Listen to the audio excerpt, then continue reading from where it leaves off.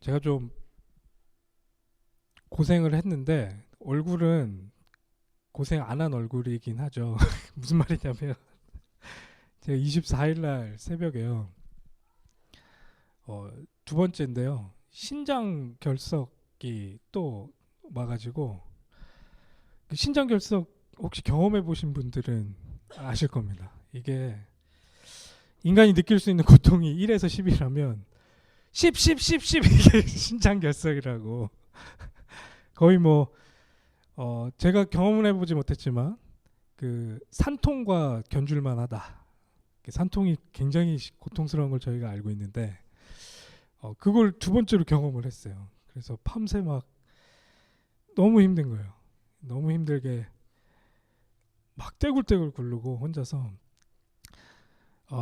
심지어는 이게 너무 고통스럽고 이게 또 신장결석 때문에 이제 구토도 막 나오거든요. 그래서 있는 걸 다 개어내고 이 고통이 너무 심해가지고 막 1시간 반 2시간을 어떻게든 막 어떻게 해보려고 노력하다가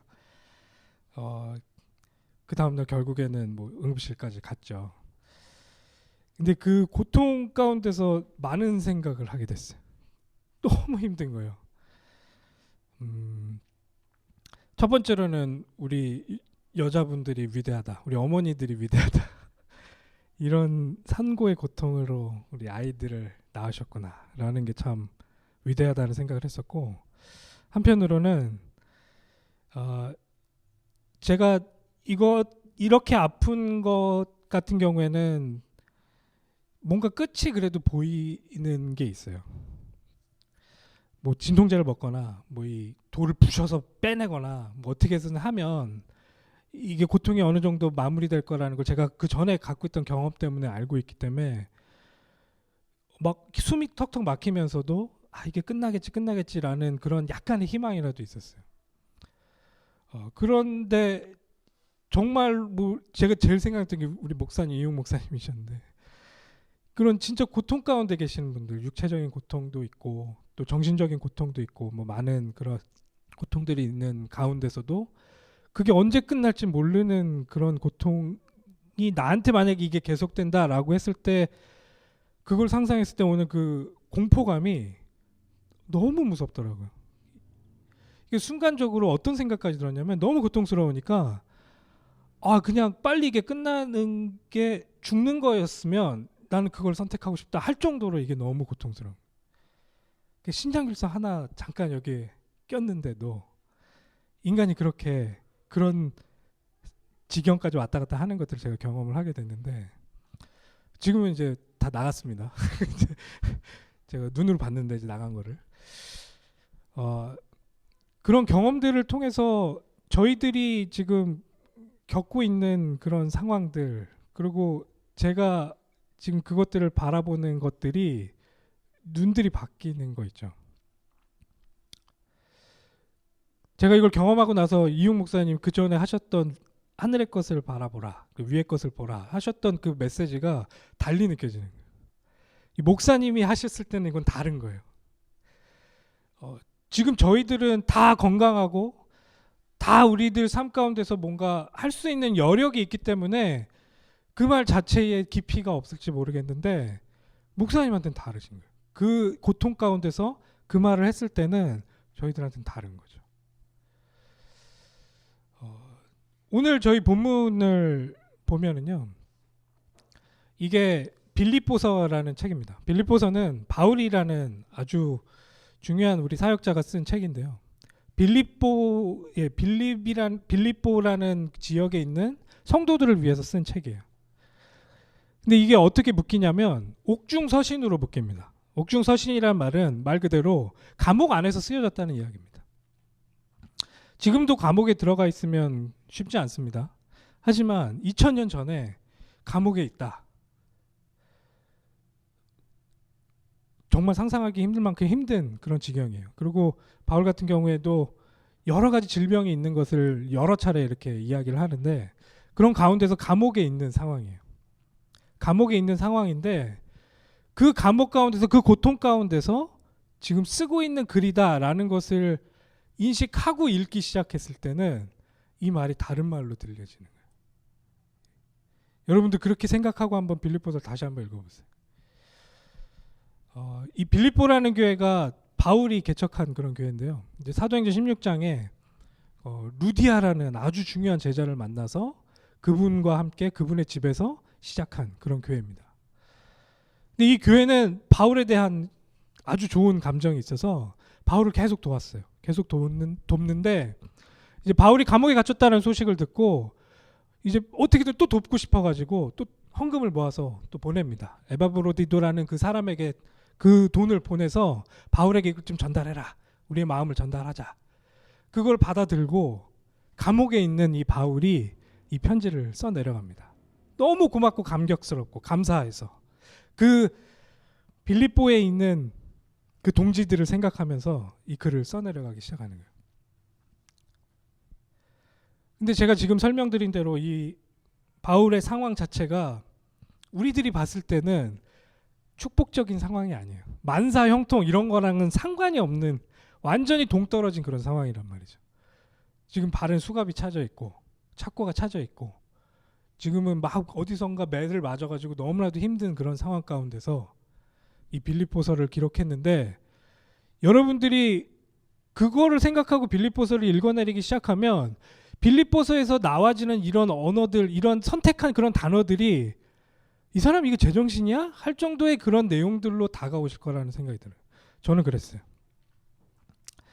제가 경험했었던 그 조그마한 돌이 잠깐 여기 껴서 그 잠깐 괴로웠던 잠깐 몇 시간 고통스러웠던 그 시간대 내가 죽네 사네 이렇게 고통스러웠던 내가 이 빌립보서를 보면서 굉장히 많은 회개를 했고 굉장히 많은 것들을 돌이켰습니다.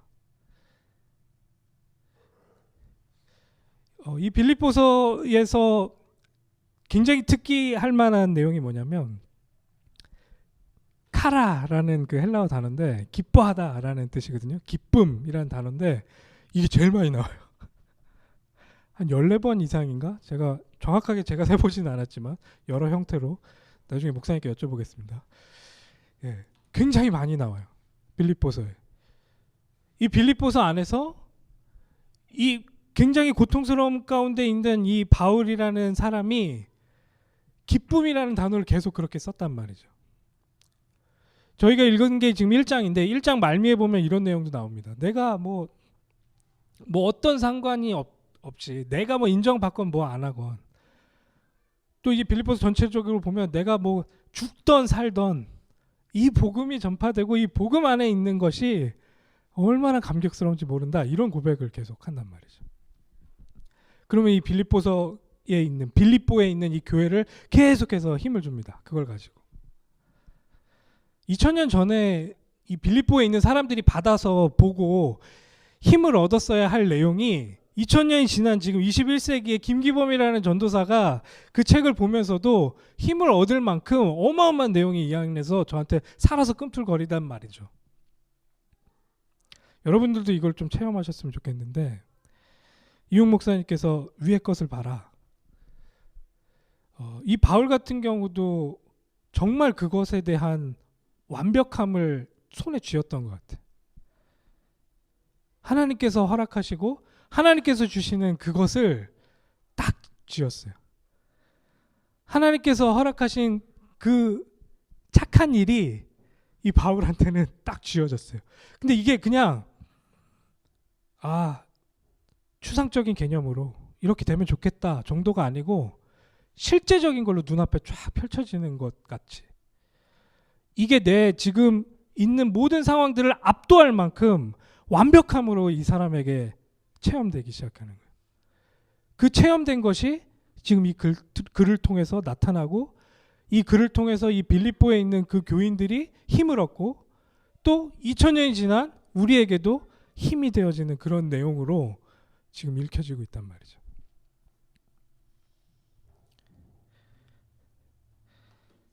저는 좀 생각했어요. 난 아직 멀었구나. 정말 이걸 맛보고 싶다. 이런 생각을 하게 됐는데요. 정말 이 하나님께서 갖고 계신 그 기쁨이 지금 내 육체의 고통 아니면 내 정신적인 고통 이걸 뛰어넘을 만큼 이게 정말로 작아 보일 만큼 어마어마한 것으로 나한테 체험되기를 너무나도 소원한다라는 생각이 막 계속 들었어요.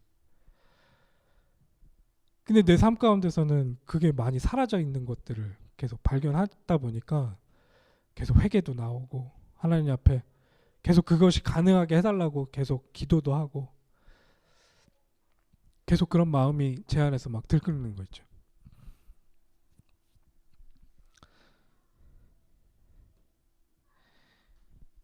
신앙인들한테는 뭐 고통이 없냐? 제가 봤을 때는 고통이 다 있는 것 같아요. 똑같이. 키드니 스톤의 고통도 있고요. 뭐 자녀에 따른 그런 것들도 있고 상황적으로 힘든 것들도 있고요. 뭐 경제적인 거고 뭐고 뭐 다 저희들한테 있습니다. 그런 것들이 있는데 하나님께서 예수님을 보내셔서 십자가에서 딱 돌아가시면서 그 모든 문제를 해결하셨냐? 그걸 싹 걷어가셨냐? 그렇지 않아요. 어떻게 보면 우리들에게 그 모든 상황 가운데서 그 상황을 견딜 수 있는 근거를 제공해 주시고 그 상황 가운데서 다시금 일어날 수 있는 힘을 우리들한테 주시기 위해서 아들을 십자가에 걸으셨단 말이죠. 아들을 십자가에서 죽이셨단 말이죠. 그거를 계속 묵상하게 되는 그런 책인 것 같습니다. 빌립보서라는 책 자체가. 이 당시의 사람들한테도 이런 글이 필요했던 것 같습니다. 왜냐하면 이 사람들도 그런 상황 가운데 있었기 때문에. 여러분들 들으셨는지 모르겠는데 이번에 IS가 또 에티오피아에 있는 크리스찬 10명을 참수했습니다. 크리스마스를 맞이해서 이 사람들이 10명을 목을 쳐서 죽였어요. 에티오피아에 있는 10명의 크리스찬들이 그렇게 죽었습니다. 그런 상황 가운데서도 이 사람들은 계속 복음을 선택할 수 있다. 이건 보통 정신 가지고는 안 되는 거죠. 이 바울같이 이거를 맛보지 않고서는 거기에 그렇게 앉아 있을 수가 없죠. 근데 이게 그냥 소수의 몇 명의 사람들에게 국한된 것이냐?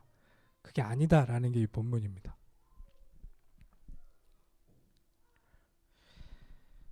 정말 이 당시의 사람들도 이 빌립보 지역 같은 경우에는 이 로마가 일부러 도시 개발을 한 그런 지역인데 로마의 그런 퇴역 장군이나 이런 사람들을 그곳에 딱 다 보내면서 로마 시민권을 주면서 그 지역에 작은 로마다라고 할 정도로 로마의 그런 정신을 거기에 심으려는 아주 중요한 요충지로서 그곳을 그렇게 개발했어요. 그러다 보니까 그 안에서 예수님을 롤드라고 예수님을 주님이라고 고백하는 이 크리스천들은 표적이 될 수밖에 없어요. 그래서 이 빌립보 교회에 있었던 사람들도 그런 표적이 돼서 그런 고통들을 계속 당하고 있었죠. 그런 사람들에게 기뻐하라고 얘기를 합니다. 무슨 정신으로 그런 얘기를 하느냐? 진짜 기뻐할 내용이 있기 때문에 기뻐할 수 있다라고 이야기합니다.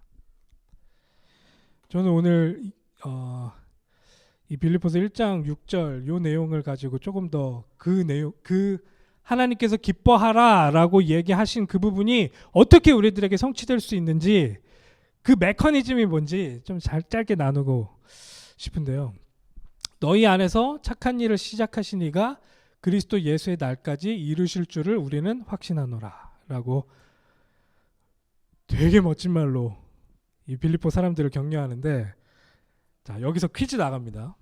자, 저를 보시고 여기서 말하는 착한 일이 뭘까? 착한 일이라고 써 있어요. 여기서 말하고 있는 착한 일은 무엇을 이야기한다고 생각하십니까? 여기서 말하는 착한 일. 남을 돕는 거? 아니면 뭐 선행을 하는 거? 나쁜 짓을 안 하는 거? 뭐 어떤 거를 이야기하고 있는 거죠? 착한 일 했을 때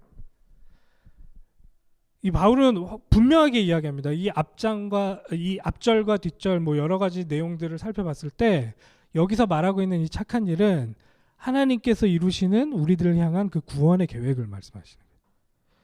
우리를 그 죄악 가운데서 빠져 있는 우리를 건지시려는 하나님의 계획을 착한 일로 설명하고 있어요. 이건 영어로 말하면 good work이에요. good work. 그냥 착한 일, 그러니까 우리가 좀 약간 느낌이 안 오는데 하나님께서 하시는 하나님의 근본된 그 선함이 묻어있는 일을 이야기하는 거예요. God is good이잖아요. God is love고 God is good인데 그 하나님의 선함이 묻어있는 그 착한 일이 시작됐어요. 우리를 너무 사랑하셔서 우리를 위해서 시작하신 그 일. 우리 지난주에 하나님께서 이걸 시작하시는 그 장면의 감격을 마태복음 기자가 설명한 거를 나눴잖아요. 마태복음 맞았죠? 예. 아, 누가복음이죠. 예. 누가복음에서 그 내용을 설명합니다. 하늘에서 완전 난리가 났어요. 천군 천사가 찬양을 하는 그런 콘서트를 이루는 그런 일들을 하나님께서 보이십니다. 하나님 입장에서 그렇게 기쁜 일을 시작하신 거예요. 지금 어떻게 보면 이 빌립보서 1장 6절에 착한 일이 시작됐다. 하나님께서 그렇게 기대하시고 완전히 지옥에서 고통당할 수밖에 없는 우리 인류를 구원해내고 거기서 건져내시기 위한 하나님의 그 사랑이 듬뿍듬뿍 담긴 그 일이 거기서 시작됐다. 그게 시작됐다라고 지금 이야기하고 있어요. 하나님이 우리와 함께 하시기를 작정하시고 우리에게 찾아오신 그 일이 시작됐다라고 이야기하고 계세요. 우리들의 삶 가운데서 하나님의 능력이, 하나님의 은혜가 침투해 들어오는 그 일, 그 착한 일이 시작됐다. 하나님 입장에서 시작됐다. 이렇게 설명하고 계십니다. 그렇기 때문에 우리는 기뻐할 수 있다. 이렇게 단언하는 거죠. 제가 저희 아이들한테 계속 이걸 설명을 하는데 이게 참 시대적인 그런 사조, 그러니까 시대적 정신, 이런 게 무서운 게 뭐냐면 요즘은 이 아이들한테 뭔가 권위적인 일이나 권위적인 말 아니면 뭔가 절대적인 게 있다. 그걸 가지고 이 아이들을 설득하거나 아니면 가족이 우선이다. 뭐 이런 식으로 그게 너희들 한 명이 존재할 수 있는 배경이 된다. 이런 이야기로 이 아이들에게 이야기를 하고 가르치려고 했을 때 이 아이들은 거부감을 갖더라고요. 무슨 말이냐면 학교에서도 너 스스로가 중요하다. 너가 가장 우선이다. 너의 생각이 가장 중요한 것이고 너의 생각을 가장 먼저 생각해야 된다라는 것들을 계속 가르치고 있거든요. 그러니까 이 아이들한테 가족, 뭐 아니면 국가, 뭐 아니면 절대적인 뭔가 하나님 이런 것에 대해서 얘기하면 뭔가 내가 거기에 지배당하는 것 같고 뭔가 그 부정적인 감정을 버뜩 느끼는 거예요. 근데 저도 그런 감정을 느끼더라고요. 어느 순간에 하나님께서 뭐 통치하신다 그러면 그게 하나님께서 통치하십니다. 기쁩니다. 이렇게 이야기하는 게 아니고 하나님께서 통치를 하시면 나의 주권은 어디 갔지? 나의 생각은 어떻게 거기에서 살아남지? 뭐 이런 생각들이 계속 드는 거예요. 근데 이게 하루 이틀 만의 문제는 아니고 지금 전체적으로 우리들의 삶 가운데 많은 생각들을 그 안에서 지배하고 있는 아주 중요한 그런 사상이거든요. 난 나다. 내가 원하는 것이 가장 중요한 것이다. 라는 것들을 계속 내세우는 그런 생각들. 이제 그런 사고들 가운데서 하나님께서 계시다. 하나님께서 여러분들을 통치하시고 하나님께서 여러분들과 함께 하려고 하신다.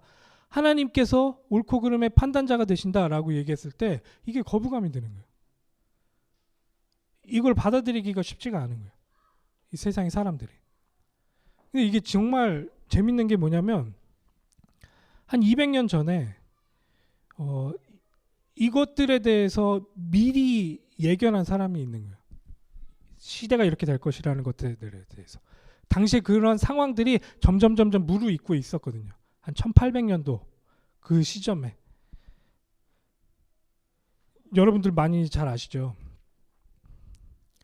신은 죽었다라는 말. 신은 죽었다. 그 말 들으시면 어떠세요? 신은 죽었다. 이걸 누가 말했는지 다 기억하시죠? 니체라는 사람이 그런 말을 합니다. 신은 죽었다라고 이야기합니다.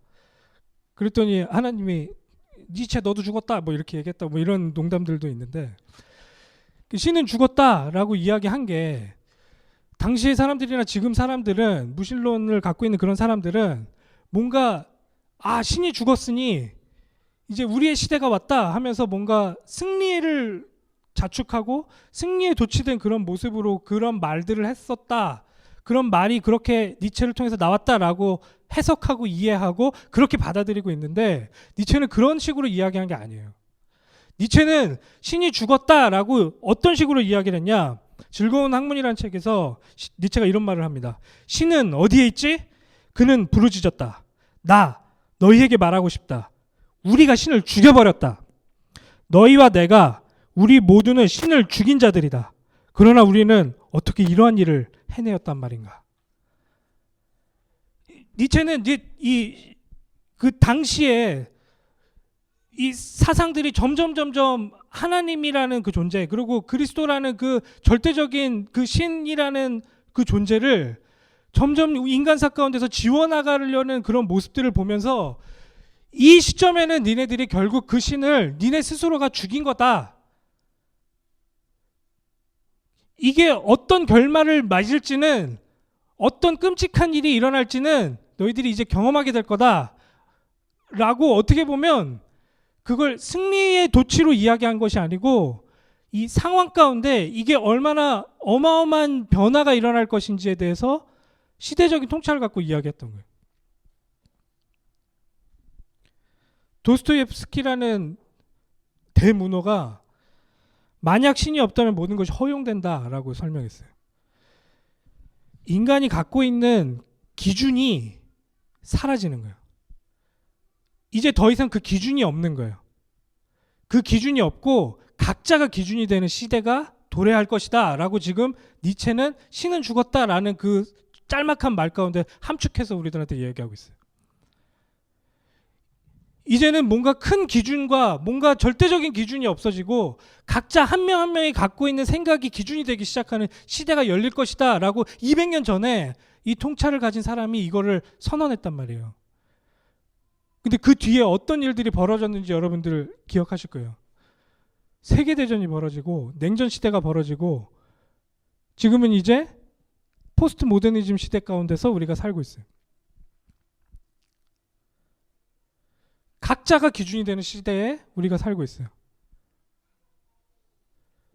결혼이 뭐냐 했을 때 각자가 다 결정합니다.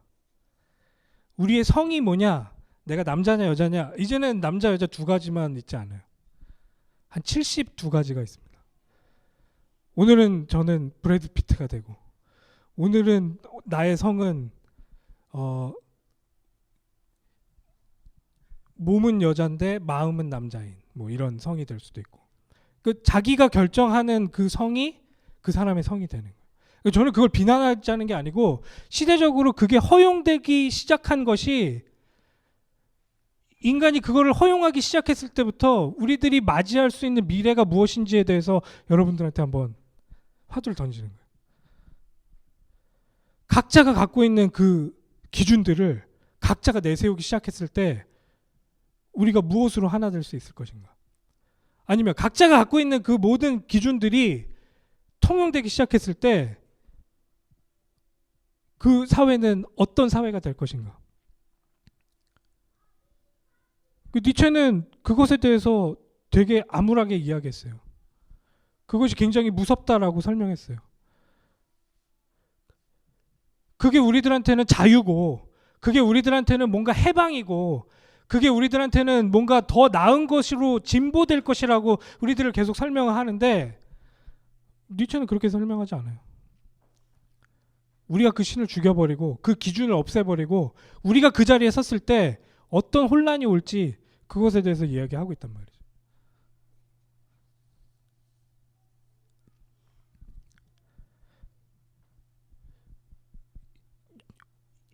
저희가 지지난주에 그런 이야기를 했었어요.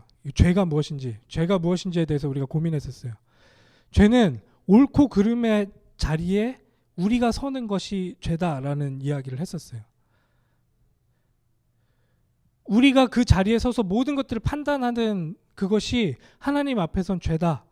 근데 그 죄가 하나님이 보기 싫으니까 그걸 죄다라고 이야기한 게 아니고, 그것을 행했을 때 우리가 어떤 고통과 고난 가운데서 우리 삶을 지옥으로 만들지에 대한 경고로 그걸 죄로 지정하시고, 하나님께서 우리들한테 계속 경고하시고 거기에서 나올 것을 계속 설명하시는 거예요.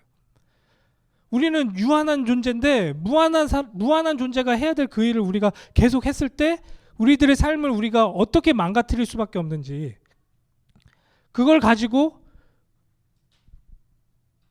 우리 스스로가 그 삶 가운데서 주인이 됐을 때 얼마나 무섭고 얼마나 고독하게 그 모든 상황들을 내가 스스로 맞이해야 되는지, 하나님께서는 그걸 알고 그것이 죄고 그것이 지옥이다라고 선언하시면서 그곳에서 빠져나올 것을 계속 설명하셨단 말이에요. 근데 인간 스스로가 거기서 빠져나올 수가 없는 걸 아셨어요. 아시고 거기에서 우리를 건져내시기 위해서 하나님께서 착한 일을 시작하신 거란 말이죠. 그 착한 일이 바로 예수 그리스도를 보내시겠다라는 그 일이란 말이죠. 예수 그리스도를 통해서 우리를 거기에서 건져내시는 그 일을 하나님께서 시작하신 거예요.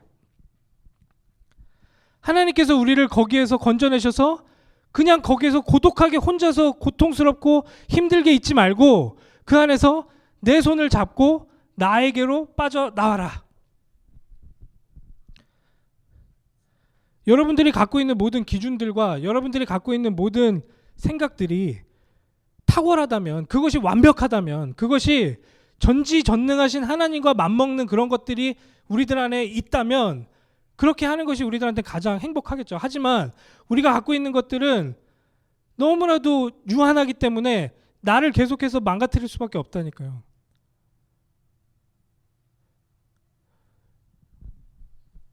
아니, 이 나치가 자기네들 게르만 민족이 얼마나 위대한지에 대해서 빠지기 시작하면서 어떤 일들을 저질렀는지 우리가 역사를 통해서 봤잖아요.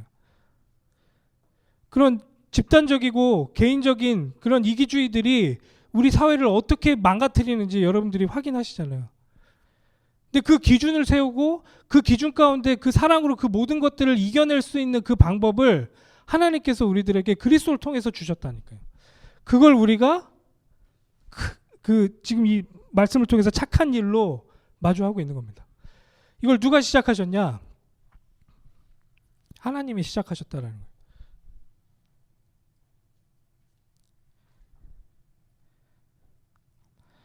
그걸 시작하시니까 직접 이것을 마무리해 나가시는 거예요. 그 각자 개인에게 있는 그 착한 일이 그 하나님께서 시작하셔서 그 하나님께서 그리스도의 날까지 이루어 나가신다.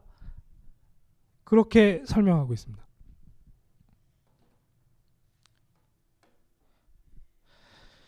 그러니까 이런 다른 종교에서 말하는 것처럼 내가 스스로 열심히 내 안을 비우거나 아니면 내가 열심히 뭔가 어떤 절대자에게 열심히 뭔가를 드리고 치성을 드리면 뭔가 우리들한테 오는 방법으로 이걸 해결이 가능했다면 하나님께서는 그런 방법을 우리에게 가르치셨겠지만 그렇게 할 수 없는 존재다라는 걸 하나님께서는 아시고 우리들에게 은혜라는 그 장치로, 은혜라는 그 메커니즘으로 하나님께서 직접 이 문제를 해결하시기 위해서 직접 찾아오셨다니까요. 너희들이 그 문제를 해결할 수 없는 걸 내가 아니, 내가 그 문제를 직접 해결하겠다 하면서 하나님께서 직접 그 문제를 해결해 나가신단 말이죠. 뭔가 마일리지를 쌓거나 포인트를 쌓아서 어느 정도 이루면은 우리가 하나님 앞에 하나님 이만큼 했으니까 하나님 저한테 주세요.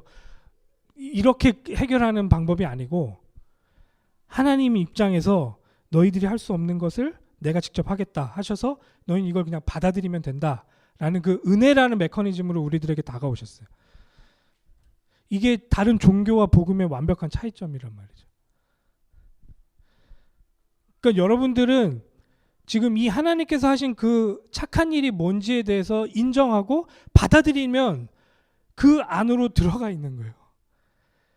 그 안에서 그것들을 누리고 맛보기 시작하는 거예요. 신분이 그렇게 바뀌는 거예요. 그것을 통해서, 그걸 인식하고 받아들이는 걸 통해서 신분이 그렇게 바뀌는 거예요. 이거는 지금 인과율이 지배하고 있는 이 우리 물질 세계 가운데서는 우리가 한계 갖고 있는, 우리로서는 할 수 없는 일인 거예요. 무에서 유를 창조할 수 있는 그런 기브 앤 테이크가 아니고 직접 그분이 그것을 만들어서 그것을 행할 수 있는 그분의 능력으로만이 이것이 가능해진다라는 이야기인 거예요.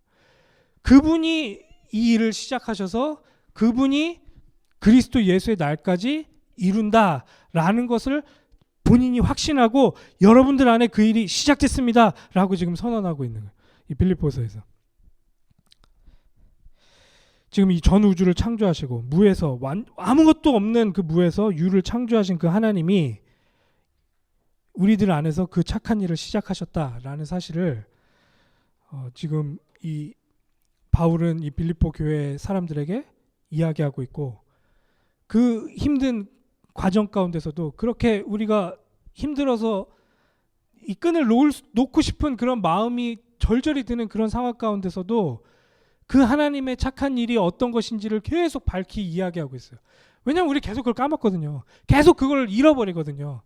계속 하나님께서 그렇게 하셨다라는 것을 우리 삶 가운데서 매 순간 그것들을 기억하지 못하거든요. 그러니 계속 이 편지를 쓰고 이야기하고 그 사람들을 깨우고 그 사람들에게 그것이 계속 들어가서 그 사람들의 모든 것들의 중심이 이것으로 바로 쓸 수 있을 때까지 이야기를 계속 넣어주는 거예요. 이 놀라운 사건에 계속 감격할 수 있도록 그것들을 계속 제공하는 거예요. 요한복음 8장 32절에 진리를 알지니 진리가 너희를 자유케 하겠다라고 선언합니다. 예수님께서 그렇게 설명을 하시는 그런 장면들이 있는데, 이 진리가 우리 안에 들어왔을 때 우리들 안에서 일어날 그 자유함이 무엇인지, 이거를 정말 맛본 사람이라면 우리들의 삶 가운데서 지금 우리가 경험하고 있는 모든 것들이 정말 뛰어넘어질 수밖에 없는 그런 우리들의 상태가 되어짐을 성경은 계속해서 우리들에게 얘기하고 있어요. 우리들의 삶 가운데서 계속 이것들이 기억되고 이것들이 계속 회복되기를 진심으로 소원하고 기도합니다. 제가 여러분들 놓고 계속 기도하는 내용이 이거예요. 저를 놓고도 계속 기도하는 내용이 이거예요. 바울이 이런 말을 합니다. 아까 읽으셨는데, 그리스도의 심장으로 여러분들을 위해서 이렇게 기도합니다. 이걸 하나님께서 증인이십니다. 이렇게 이야기하는데 저도 이렇게 이야기하고 싶습니다. 이 하나님의 사랑 가운데, 이 하나님의 그 선한 일 가운데서 이것이 하나님께서 그렇게 시작하셨고 하나님께서 직접 그렇게 마무리하실 것이라는 그 메커니즘을 이해하고 그 안에서, 그 기쁨 안에서 우리들의 교제가 일어나기를, 그런 삶이 계속 연속되기를 진심으로 기도합니다. 중요한 단어가 여기에서 또 나와지는데요. 6절 맨 처음에 보면 너희 안에서라고 합니다. 너희 안에서. 이게 다른 이 구절에서는 또 너희 무리를 위하여라고 계속 그렇게 기도를 하는데, 이게 그냥 개인을 위해서 이야기하는 것이 아니고 이 빌립보 교회라는 그 공동체를 놓고 공동체를 대상으로 이 이야기를 하고 있다라는 것을 여러분들이 또 생각해 보셔야 돼요. 너희 안에, 우리들 안에 착한 일을 시작하신 이가 하나님이시죠. 하나님이 직접 그 일을 시작하셨어요. 그리스도 예수의 날까지 이루실 줄을 우리는 확신하노라. 이게 내 확신이다. 그래서 우리가 기뻐할 수 있다. 그래서 내가 이 가운데서도 이 기쁨이 너무나도 차고 넘쳐서 너희들에게 이 편지를 쓴다라고 설명하고 있는 거예요. 너희라는 말, 우리라는 말, 이 공동체라는 말, 이 신앙생활이라는 걸 혼자서 절대 할 수가 없어요. 이 하나님께서도 그렇고 이 예수님도 계속 설명을 하시고 이 바울도 계속 설명을 하는데, 이 성령의 열매가 날 수 있는 그런 배경이 혼자서는 그 성령의 열매를 맺을 수가 없어요. 관계 가운데서 맺을 수 있는 그런 열매들이 그 안에 가득해요. 관계 안에서만 그것들이 나와질 수 있어요. 하나님과의 관계, 그리고 우리 주변의 사람들과의 관계, 그 관계 안에서만 그 성령의 열매가 나타날 수밖에 없어요. 그래서 이 신앙생활을 혼자 한다라는 거는 이게 성경과는 맞지 않는 그런 말이에요. 신앙생활은 공동체가 하는 거예요. 공동체가 같이 할 수밖에 없도록 하나님께서 그렇게 구성을 해놓으셨어요.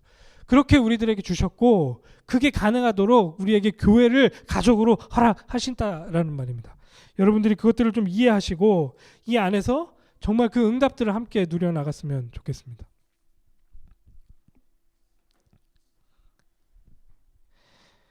제가 이 빌립보서 1장 6절 빌립보서 1장에 있는 이 내용을 기억하시는 분들이 있을지 모르겠는데 저희 예전 우리 함께 했었던 교회 분들은 어메이징 그레이스 교회 2019년 1월 1일 날 했었던 내용이에요. 이게 저는 이렇게 하고 진짜 기도했거든요.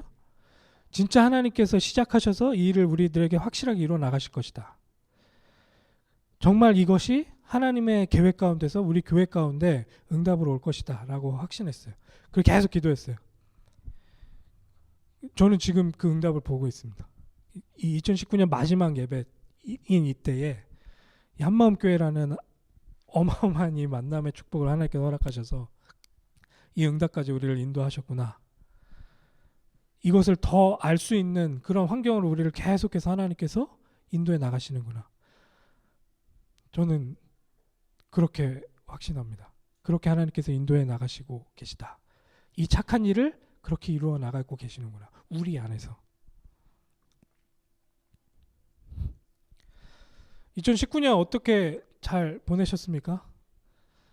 이 하나님의 은혜 가운데 하나님께서 어떻게 나를 인도하고 계셨는지를 우리가 뒤돌아보면서 좀 약간 확인해 보실 필요도 있어요.